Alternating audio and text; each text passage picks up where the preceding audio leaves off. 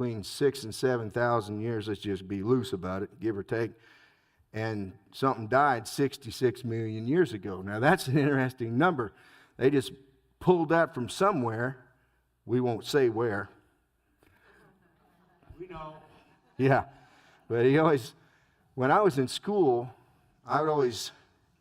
they would give you the history of man, modern man. Got to Homo habilis, handyman. That's what they think we are. And you would have this chain, and you would start off with this dude that's all bent over. You guys have all seen it. The chart starts off like that, and before long he's like this. And I always thought to myself, this is back when I was younger, and I thought, well, how do the cavemen fit in with the story of Adam and Eve? Well, they don't. Because you'll find out that modern science particularly is antithetical to the teaching of the Scriptures. In fact, they start from a conclusion and work backwards into the quote-unquote evidence. So they start from the position that there is no God. And then they work back through the quote-unquote evidence. And the ones that are most convincing, they get the college grants. Because they're good at the lie. So some of the things that I like to do when I'm talking to people, the whole point is trying to win somebody over for Christ, right? And you're supposed to give an account. You're supposed to be ready and in and out of season. Paul teaches us. That basically means you got to know your Scriptures, and you should be able to find it in your Scriptures to help somebody else to learn and understand when you're trying to reach them for Christ. The more you know, the more capable you'll be able to do that. The truth of the matter is, most of the people you talk to in the secular world, they really just want an argument. You're not going to convince most of them. That's not to say don't try, because you are expected to try. God commands you to try. If you don't try, their blood's going to be on your hands. Scripture says that. But you're usually fighting a lost cause. But occasionally, you can get somebody, and that's the reward enough, right? If you talk to 100 people and one of them you actually get a hold of and plant a seed in there that God will water and make an increase for, then you've done what you're expected to do as far as God's concerned. So I like to try to meet people where they are and get in there little ways, sneaky ways, I guess. I talked to a preacher years and years and years ago. I known preacher for a lot of years. And I tell him one of my techniques would be, when I'm talking to somebody, and I'm trying to discern what they've learned, or what they know, or what they think they know. And I'll say, well, you know, you guys have read in the Scriptures, cleanliness is next to godliness, right? You guys all understand? Oh, yeah, sure do. I said, no, you didn't. That's a lie. I just lied to you. So the only reason I can lie to you is because you don't know what's in the Scriptures. I couldn't lie to you if you knew what was in the Scriptures, so you got to be careful so you know who the liars are. Then you can see the wheels turn, right? So when you're talking to somebody, we're going to look at particularly with the dinosaurs. Tony mentioned that, and I thought, well, man, I like that one. You know, that's fun. Those are the fun. A lot of Scriptures are tough. They're a tough slog. You're reading Ezekiel. You guys get it? Sometimes tough slog. Revelation, it's kind of a tough slog, but some of them are just fun. You know, when Herod's guts fall out. That's terrible. Why would I say that? There's a lot of Scriptures I read, and they're just fun, man. I'll read it, and I'll come back, and I'll read that dude again just for fun, you know. So I like it when Joseph fell on his father's neck and wept a long while. I'll be reading that, and I'll be crying. I'll wipe my tears out, and I'll read it again, you know. It's just fun. It's fun stuff. So when you're just trying to reach somebody who has a secular mind, they've been taught these things from school and evolution, those types of things. You have to get where they are, and you have to illustrate to them, in my opinion, that they have to have more faith in their belief than you have to have for yours. Because at the end of the day, You break it down, they have faith that nothing created everything. Now, that's a good trick, man. There's an old show Ben Stein did about 20 years ago. No Intelligence Allowed. It's a very interesting show. And you can see some of the stuff in the way the teachers and the tenured professors teach people how life began. And it's a demonstrable joke, man. If you watch, he goes all around all these colleges, all these guys that are tenured professors, and he's asking them those questions, and they have a couple of videos on it and all these different things, and he pins them, he corners them into the corner, and he says, yeah, but how? And you see some of them getting mad. You know, they don't know. They're sure one thing. They are certain of one thing, that it wasn't God. Everything else is not, a little loose, kind of gray. We think could be this, could be that. Crystals on the back of a meteorite and hit the dirt, lightning hits the mud. You guys have heard it all. They're not real sure, except for one thing they're certain about. It wasn't God. That much they got down pat. And it's sort of a shame. But if you know the places to look, you can find some cracks in the armor of secular science. And you can poke a couple holes in there. And if you can convince them that maybe the things they've been taught aren't infallible, then you can meet them where they are. And maybe you can convince them then. So there's a few things that I've, over the years, put together for that type of a conversation with somebody. One of which is the law of entropy. Has anybody ever heard of entropy? That's the second law of thermodynamics. Now, that's not my law, that's their law. But it's a scientific law, and they use it in chemical engineering and quantum mechanics. It's actually provable. Okay, and it goes, I'm going to dumb it down. If you pull it up on the internet, man, it's got mathematical equations and all kinds of stuff. It's for scientists. It's the stuff of scientists. But it's an interesting thing. If you dumb it down to its easiest form, it's that things tend toward chaos, a gradual decline into disorder. That's the law of entropy. Okay? So then you go, okay, you're a scientist. You start them off with that. You come from science. They believe in science. Right? And you say, yeah, we believe in science. Science has proven this and proven that and proven that the dinosaurs died 66 million years ago and the Earth is 1 billion years old, and you know the schmeal.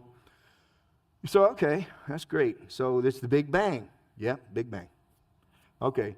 Then you ask them, you know what the second law of thermodynamics is? The answer is no. They don't. So you tell it to them. You teach it to them. And this is something they can look up on the internet later so you can prove to them that it's true. And that is, things tend toward chaos.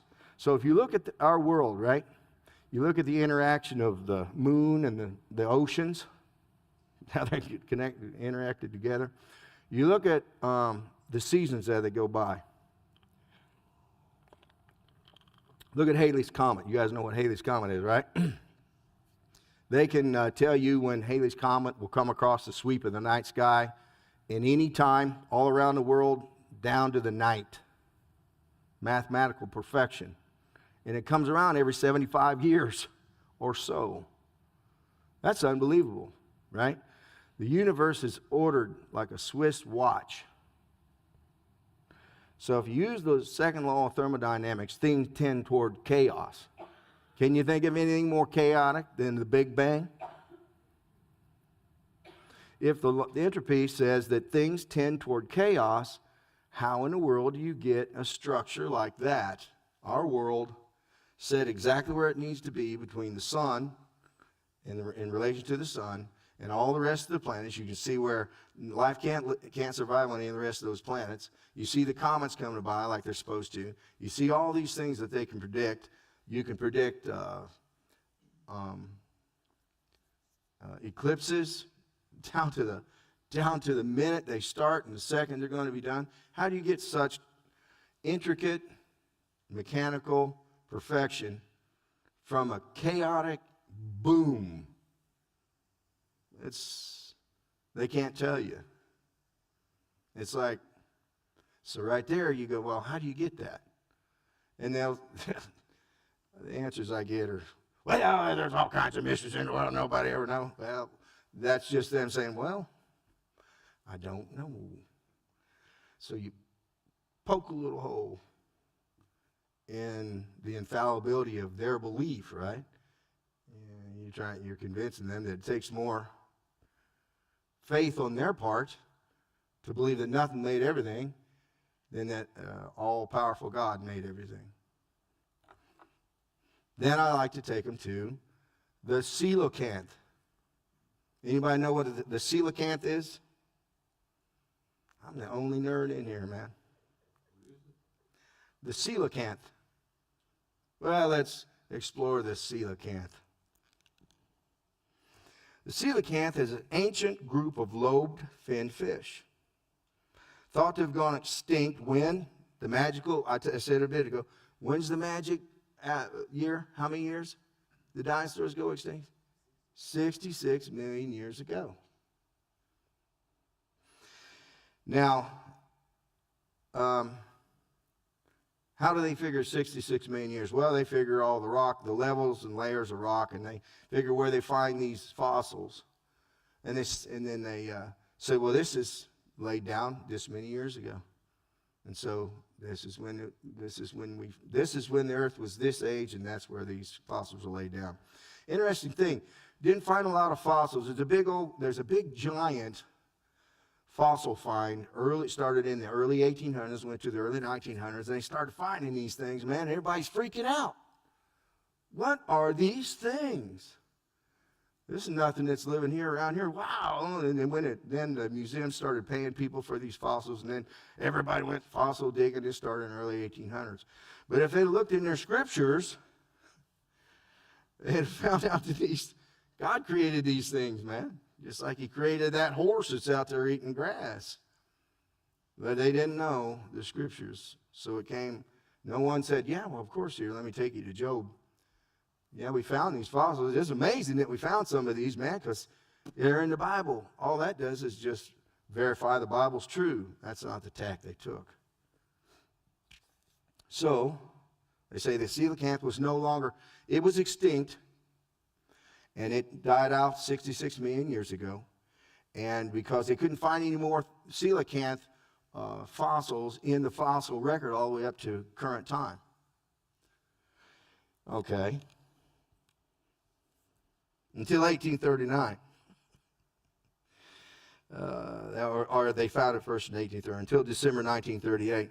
One of the two extinct species was caught off the east coast of South Africa.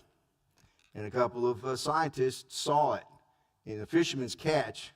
They were selling it for food. Well, that's the problem, man.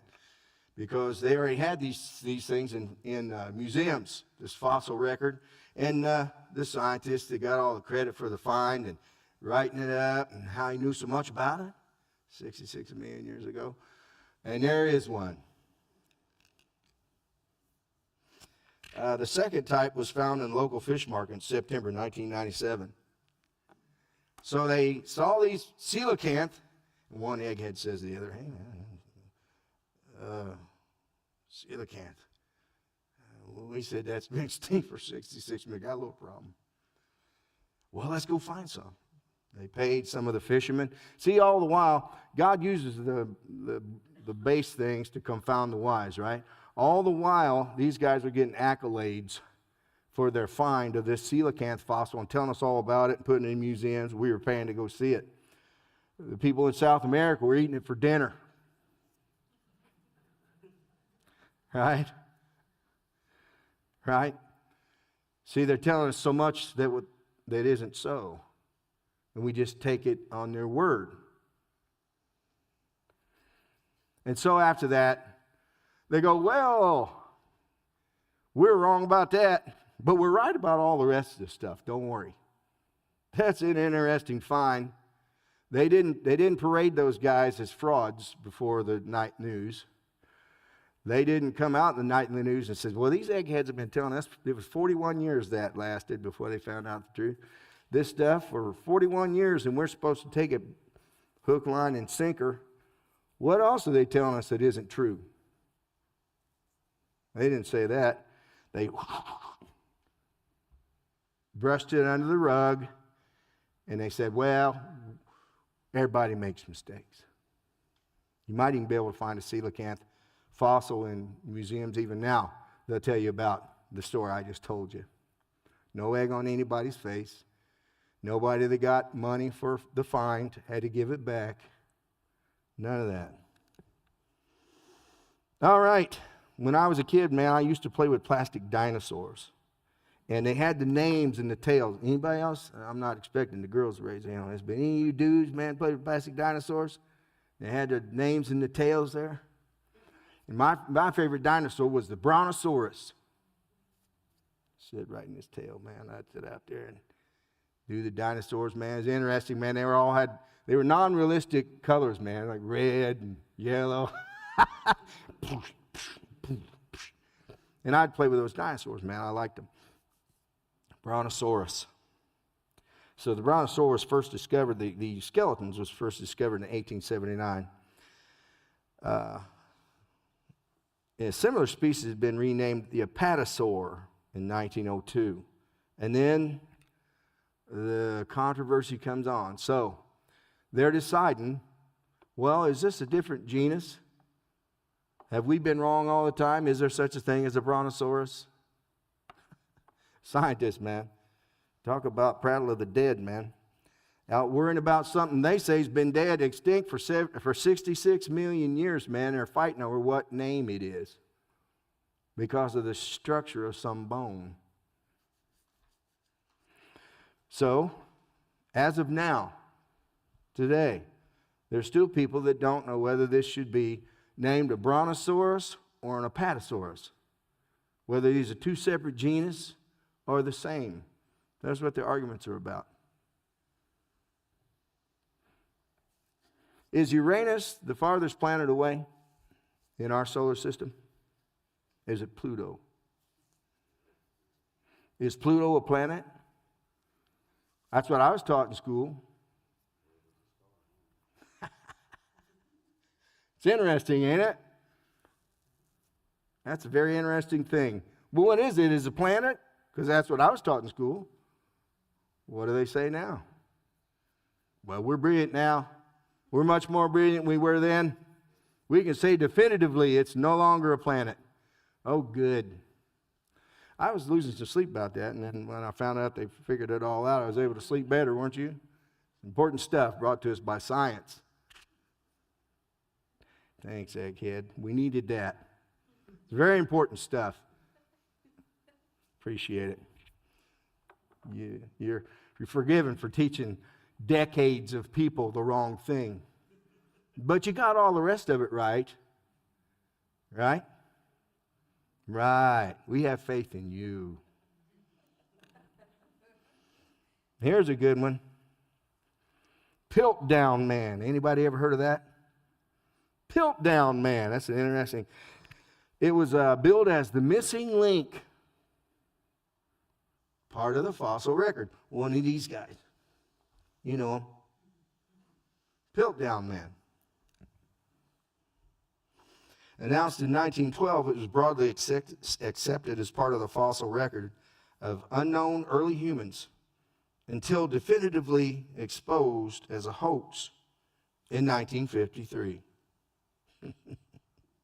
See, it was part of the fossil record for 41 years. And then it wasn't. It was perpetuated as a hoax by Charles Dawson, an amateur archaeologist, in pursuit of recognition by his peers. It was found to have an altered mandible, orangutan teeth, and a human skull, parts, bits, and pieces, all put together. Piltdown Man. Made it into the fossil record. over 40 years. A hoax. How you hoax those scientists? Seems to me maybe they don't know everything. Seems to me they can get some things wrong. Maybe. So you poke a hole in what they call science. And most people, unless you're a freaking weirdo like me, you don't dig this crap up. Who cares, right? It's just stuff that I do because I guess I like to argue. And if you have a little bit of this weaponry at your ready, you can give a convincing argument for these things. And they can find this all online. So when they go, oh yeah, well, get your phone. See, poke a hole. So you become all things to all men, right? You catch up with them where they live, because they're living in science that's been taught to them by infallible scientists, or so they think. Here's an interesting one. Then once we get here, we'll get into the Word of God. Oh, Paluxy River in Texas in the 1930s, there was evidence of human tracks made in the stone where dinosaur tracks were laid down at the same time. Now, this is not hard to find. You can look this up. Got pictures of it. I think there's still a place you can go down there and see it. So these humans and these dinosaurs laid tracks down in the same sediment. Then it became stone.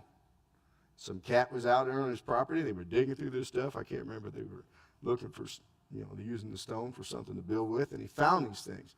He says, oh man, this is wild. This is the biggest find in all of archaeology, really. So he starts passing it off. He starts telling people about it. It starts to be a stir. Well, here's a problem. We got a real problem. Can you imagine that size of a problem? Yeah.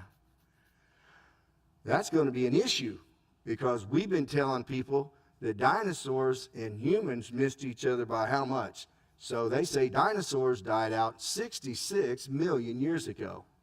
And we humans didn't come onto the scene till 300,000 years ago. Big freaking difference. Okay? Big difference. So the eggheads got together. What are we going to do about this? This ain't going to work. Right? So they have to diminish it. They can't look at it with an open mind and say, it's possible we could be wrong. Right? Because, of course, we know they're never wrong. And they have a vested interest in the fact that there is no God. And the scriptures can't be true because they're scientists and we're just a bunch of Christians. We believe in this. We've got to have faith in this. All these crazy things that are in the Bible. But they don't believe in any crazy things, right? Like the Big Bang. That's not crazy. Bang. And then everything came to existence from what? From some matter. And then you became an amoeba in the oceans after, well, let's pick a few. Let's say it was, 150 million years. Then it was an amoeba. We'll pull another one out here. And then after 350 million years, then it crawled out of the ocean and lived on the dirt. You don't have to have faith, and that's not crazy at all. It happens all the time, right? We're crazy. They're not crazy. So they went down there and they checked this out. It was used as evidence of creation because the footprints in the sand, the human prints next to the dinosaur prints, had toes. That's a problem because we humans, when we came out of the primordial muck, we didn't have toes yet. See, we didn't need them. We were amoebas. We were sucking our food out of the dirt whatever. Going back and forth to land. This is nice in the land. I get on the dirt, get in the water. Yeah, I don't know which one I like better. Forget they had to be able to breathe. Air, fish breathe the oxygen from the water. So these had toe prints. So science got in there, and all the big shots in the scientific community, our archaeologists, they decided that it was either erosion-altered prints, eroded in exactly the shape of a human foot with toes. Or it was dinosaur tracks that eroded that way. Or it was a composite of a couple of different dinosaurs. Or it was natural depressions. They weren't sure, see? They gave several different explanations of how can this be. But they were sure of one thing. One thing. Can you guys guess what it was? Yeah, God didn't do it. Well, that's cool. I like it. That's neat, ain't it? He's got pictures of it. You pulled it up. That was good, man. He did that. I didn't even ask you. Thank you, Brendan. Yeah, that's some nice erosion, man, ain't it? But the one thing that was certainly not there was it didn't illustrate that humans and dinosaurs lived at the same time. Because remember, they got a few of those things wrong, but all the rest of it you can believe. They've already told you that humans and dinosaurs didn't exist at the same time. What's the matter with you people? You got it figured out? We told you this. Don't you believe us? They really tell it like it ain't. So, the interesting thing is, we got the answer all along. So God tells us all about it. The book of Job, you guys know, we're going to start at Job 40:15. You guys know the story of Job, richest man in the world, had it all, everything was great. Devil asked God to be able to do damage to him. God allowed it to happen. Job lost his whole family, everyone except his wife. I won't make any remark in regard to that at all. Lost everything he had, his whole family. And at the end of it, the story of Job is interesting. You guys should read it. At the end of it, Job was basically saying, I don't understand why this has all befallen me. I thought I did everything right. I'm not guilty. I just don't get it. He was belly aching, He had a lot to be sorry about, really. He had a heavy burden to bear. And he was God's best on earth. God was testing him. And when the time came for God to speak to him, God was going to give him some object lessons in who he was and who God was. He was going to show Job, I don't owe you any explanations. I'm God and you're not. Job at the end absolutely agrees with him. He can't even answer God a word. And he's going to use some objects, give an object lesson to Job to show how mighty he himself is, this God, and how puny and little Job is. So I'm going to show you a little example of how he did it. So I want you guys to all imagine in your mind right now a watchamajigger. Now you guys know what color those are, right? And how many horns they have? Shane, can you tell me about it? I want you to consider a watchamajigger. Tell me? Most of them are black, but some can be different colors. Which ones have you seen? You don't know what a watchamajigger is?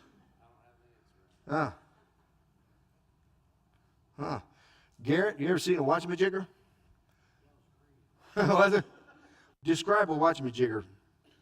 You don't know? Yeah, right. Because there's no such thing as a watchamajigger, right? And you guys don't have any practical knowledge of a watchamajigger because I just made it up. Okay? Well, when God is giving an object lesson to Job, he's going to ask him to consider a beast that Job will have had to have interaction with in order for him to understand what God's talking about. Or else the lesson is a waste of time. Because if God was to say, well, consider the watchamajigger, Job, now Job still wasn't saying back to God, but he'd be thinking, I'm not sure if I'm going to understand this lesson because I don't know what you're asking me to consider. So God's telling Job that I'm God and you're not. He finally speaks to him in 40:15. And that was a long way to get around to. We're getting ready to look and talk about a dinosaur. Clearly a dinosaur. And this is a way to answer Tony's question from a couple weeks ago. A roundabout way you can get to telling people that you can win them over for Christ. You can show them that this book right here knows stuff that eggheads don't. Behold now the behemoth, which I made with thee. He eateth grass like an ox. Now, that's very specific. Behold the behemoth, which I made with thee. Now, some Bibles will say that should say, which I made as well as thee. But that's not what it says, is it? It says, which I made with thee. So Job's going to come into his mind, the behemoth. And that's going to be easy for Job because he's seen him. He has seen the behemoth. God said, I want you to consider the behemoth, man. So I'm God and you're not. Don't question me. I got my own thing going on. And let me show you how you're not God. And let me show you the difference between you and me. Lo now, his strength is in his loins. That's his thighs. And his force is in the navel of his belly. Full-grown African elephant is about 10 ton.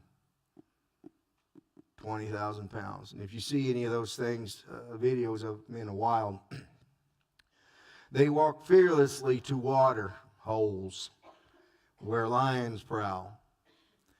They don't care. They push down trees to eat the leaves. They strip the bark off of trees and eat it. That's a 10-ton bull African elephant. These things are certainly double and possibly much bigger than that. So you can imagine. He moveth his tail like a cedar. The sinews of his stones are wrapped together. Some commentary will say hippopotamus. You guys ever seen a hippopotamus tail? It looks like my hand. Maybe it's bigger. But it's always going like this, and I won't tell you what it's doing that for, but it's always going like this. A tail, yeah, hardly a cedar. You ever seen, and there's some other commentaries, well, that could mean trunk too, an elephant's trunk. Okay. Doesn't say trunk, it says tail. And an elephant's tail is hardly a cedar. Moveth his tail like a cedar. You guys have seen the dinosaurs, the sauropods, the ones I'm talking about, the Diplodocus, Brontosaurus, Apatosaurus. You guys have seen those in the museums, right? We're talking about, look at that dude, look at it, man. Brandon is on it. Look at that. Now check that tail. That's kind of like a cedar. I could see that like a cedar. Now picture Job standing next to that. Job has got this picture in his mind because the object lesson is useless unless he can understand what God is trying to say, right? So there it is. I made with thee. He goes, okay, I'm going to consider the behemoth right now. And obviously that must be what Adam named that dinosaur. The behemoth. I'm old enough to remember an animal called the gnu. The G-N-U, you guys, any of the old folks out here know the gnu? What do they call the gnu now? It's a wildebeest. Some egghead did that. That's an interesting thing. It was old. Gnu was old, okay But now we have to rename it as a wildebeest, right? What's the matter with Gnu, man? I don't know. He moved his tail like a cedar. The sinews of his stones are wrapped together. Talking about his muscle. His bones are as strong as pieces of brass. His bones are like bars of iron. Talking about a massive thing. Something that you could never dream of in Job's day and age, of coming upon one of these things and trying to slay it or even stir it up. You know, he's eating, and if you were to come over to him, he probably wouldn't even look at you. You know what I mean? He couldn't care less because he's so massive. But God made this thing. And, just like right now, what would you do? Say if you had to kill an elephant and you had the technology they had then, how you go about that? You forget about it. That's how you do it. You go home and eat spaghetti because you can't kill one, right? You look at it and you go, yeah, you kill it. That's how you kill it. I'll watch. You show me. So imagine having one of these. God saying, I want you to consider this beast that I made. Because I'm God and you're not, Job. He is the chief of the ways of God, one of the greatest of God's creations. He that made him can make his sword to approach him. Says you can't even dream of approaching this thing, but I can kill him just like I made him. I'm God. This is a great beast that I've made, but it's nothing compared to who I am.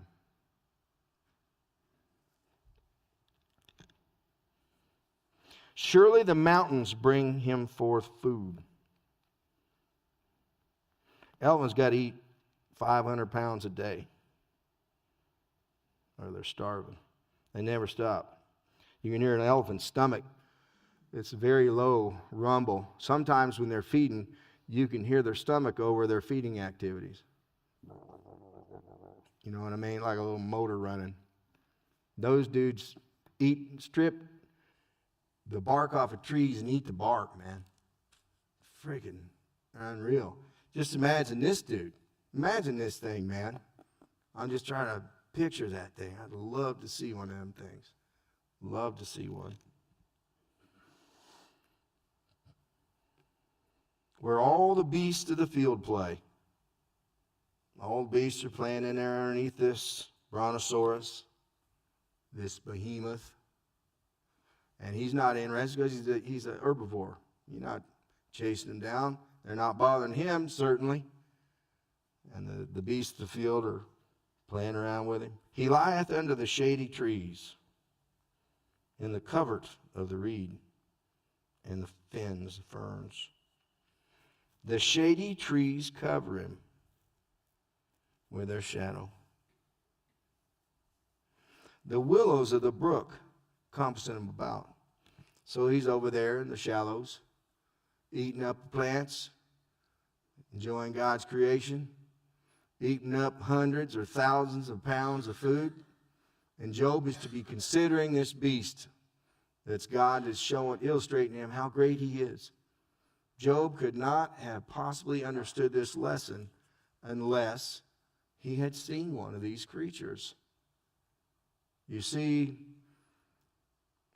God created everything in the world in 6 days.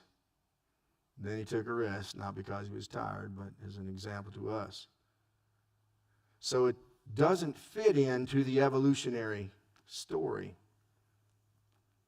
Humans and animals, or dinosaurs rather, by definition, absolutely were created in the same 6 days. Dinosaurs and humans cohabited together with one another. That's all there is to it. God didn't create anything outside that 6 days. They were all created together. And this right here is clear. It's clear here if you believe God. Behold, he drinketh up a river and hasteth not. He trusteth that he can draw up Jordan into his mouth. He taketh it with his eyes. His nose pierceth through snares. So, when Tony was talking about, so, how do you reach people? How do you reach them where they are? And he mentioned the dinosaurs. That's one way I like to use it. That's one way I like to do it. Because I've been studying that kind of stuff for a long time. If you can poke a hole in their infallibility of what they believe, then you can bring them at least to a place where you can say, okay, I have faith, but you have to have faith too. Because they say, well, no, I don't have to have faith, it's science. Then you show them all this stuff, this science that they do have faith in, and you just show them, well, you got to have more faith that nothing created everything. Then I have to have faith that God created everything in 6 days. Because there's so many questions you can ask people. Why do you believe that? Why do you believe that? Why do you believe that? You just get down to why they believe it. They've been taught that way. That's people told them. And you might be able to put a chink in their armor, just a little. Again, like I said, most of the time, people who want to dispute these things, you're not going to reach them. They don't want to know. That's the truth. They don't really want to hear it. They just want to fight with you. I found that from experience. Don't ever go online, even with your own family, and try to convince somebody, thus saith the Lord. You're wasting your time. Now, you can talk to them one-on-one, but you're probably still wasting your time. That's not to say that you shouldn't do it. So in the same way we just talked about the dinosaurs, we can use that in any other, we can apply that method in any other way. We got to be all things to all men. That's really how it is. You just got to find them where they are. Drop a seed where you can. Pray. It's not our responsibility to save them. We can't save them. Only God can save them. But we are responsible to talk to them. So, I don't think we have enough time to get into anything else, but I don't know if you guys have read the book of Job, but right after this, God's going to talk about an even scarier beast that he created. It's called the Leviathan. Now, you guys have seen all those movies with fire-breathing dragons, right? The inspiration for a fire-breathing dragon comes right out of Job. And you say, a fire-breathing dragon, what are you talking about? I'm talking about the Leviathan, a fire-breathing sea serpent who stirreth up the bottom of the ocean like ointment. And the description of this, you would think that the Leviathan could swallow up the behemoth in one bite. And the interesting thing is that fire comes in and out of his mouth. And you go, you got to be kidding me, John. Are you nuts? Anybody know what the bombardier beetle is? You ever heard of a bombardier beetle? Brandon? He's on it. It's an interesting thing, man. A bombardier beetle, something you can find right now today. Within its body creates two different chemicals. When mixed together, create a nauseous gas. Smoke comes off of it when mixed. So a bombardier beetle, when he's threatened, same way a skunk, those gases hit each other, or those liquids hit each other, and they create a nauseous gas. Smoke comes out of this dude's butt. Now, if I'm lying, I'm dying, man. Today, you can see that. You guys know what a cuttlefish is? Cuttlefish is incredible. So is an octopus, quite frankly. But a cuttlefish is incredible. Their bodies are covered with things they call chromatophores. And they're able to manipulate each tiny one like a light. You think that Las Vegas has got cool signs that do a lot of stuff? Look at a cuttlefish. Them suckers can land on anything in the ocean, man, and go and turn into it. Just like that. Colors, shapes, designs. Them dudes are unreal. They pulse. They have these lights, man, that run down the length of their body. They start from the nose. They can do this. And they make stripes go one following another, like a zebra stripes, coming at the front of the sign, going out the back. Unbelievable. You want to see something incredible, look at some video of the cuttlefish. God made that. He made the bombardier beetle. And he made dinosaurs with men. We don't know exactly why the dinosaurs died out. I've heard some commentary, read some commentary. And it's as likely as anything else that when the fountains of the heavens and the fountains of the deep were opened during Noah's flood. Now, was that flood? It was just knee deep, wasn't it, preacher? The local flood. Local flood. That's why they find fossils at the top of mountains. It was a local flood. But the fountains of the heavens were opened, and the fountains of the deep burst forward, and that's how God covered the earth in water.